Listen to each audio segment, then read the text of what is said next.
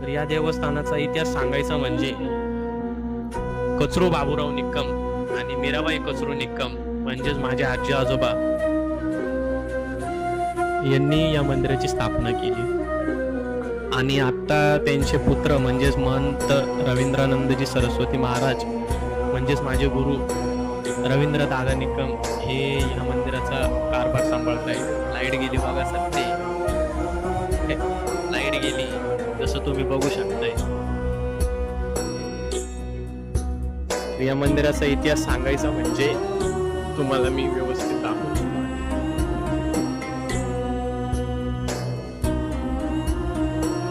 माझे आजी आजोबा हे खंडोबाचे निस्सिम भक्त. त्यांची भक्ती इतकी प्रामाणिक आणि निष्ठावान होती का एक दिवशी बाबांच्या स्वप्नात खंडोबा महाराजांनी त्यांना दृष्टांत दिला आणि आजोबांनी म्हणजे बाबांनी नियमितपणे जेजुरीची वारी चालू केली. एक दिवस वारी करता करता करा नदीवरती एक पुत्र त्यांच्या सोबत आला, म्हणजे मागं लागला. ते पुत्र जेजुरीपर्यंत त्यांच्या सोबत राहिले. वारी पूर्ण जेवढी त्यांची वारी होती तेवढी पूर्ण वारी त्या पुत्राने सोबत त्यांच्यासोबत केली.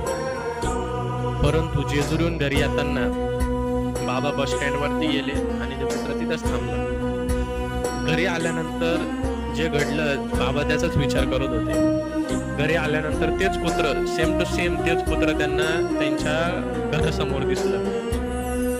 त्यांनी पाहिलं.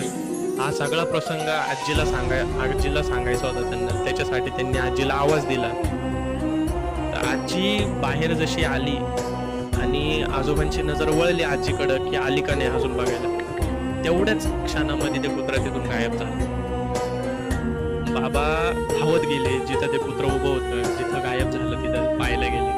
पुत्र नेमकं पुढे गेलं तेव्हा त्या रस्त्यावरती त्यांना मुठभर भांडार म्हणजे आपल्या मुठीत बसलं एवढा भांडार पडलेला सापडला. त्या क्षणी त्यांना समजलं का हा कुठलाही साधा प्रसंग नव्हता, हा चमत्कार होता आणि याला म्हणजे देवाचा दृष्टांत होता, देवाचा साक्षात्कार होता. त्यानंतर आजी आजोबांनी मिळून त्या ठिकाणी खंडोबा महाराजांची मूर्तीची स्थापना केली. सुरुवातीला त्यांनी एक छोटंसं मंदिर बांधलं कारण त्या काळात सुविधा नव्हत्या, साधनं नव्हती. तरी पण जेवढं शक्य होतं तेवढे पैसे जमवून त्यांनी छोटंसं मंदिर बांधलं. परंतु काही काळानंतर नैसर्गिक आपत्ती आली, जोरदार वादळे वारे सुरू होते.